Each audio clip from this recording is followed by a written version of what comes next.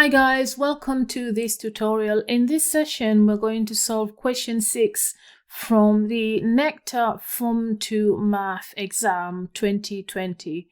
I have already completed question 1 to 5. You will find those on the playlist that says Form 2 Math 2020.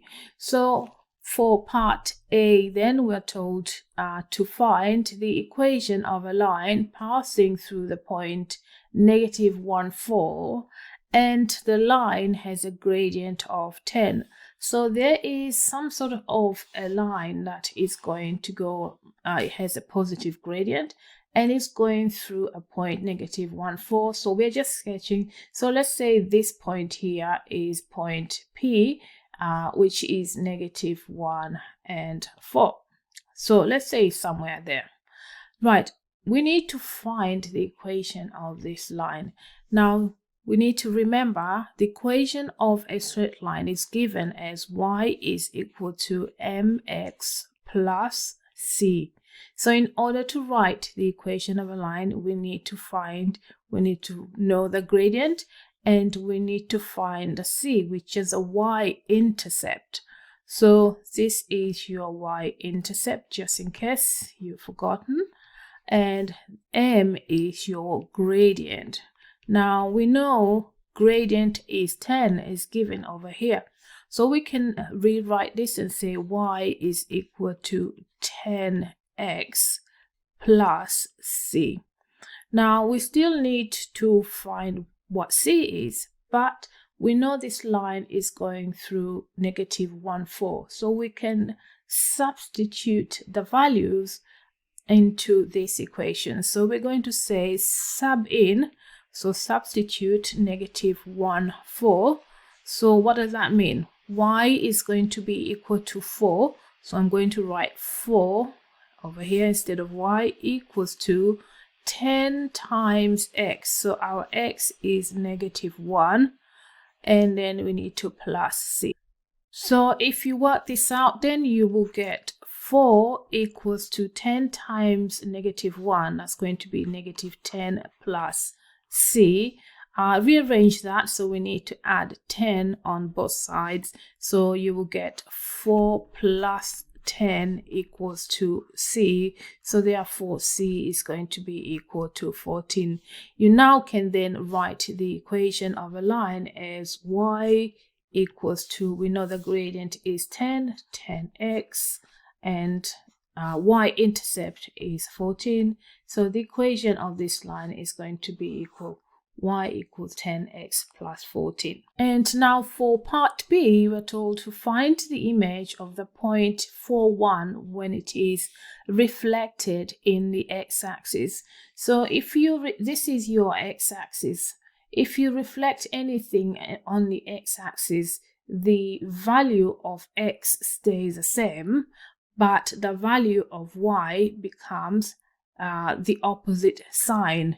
So in this case, the point would be, or we're going to call it P dash because that's the image. X stays the same because it's just going to be directly underneath.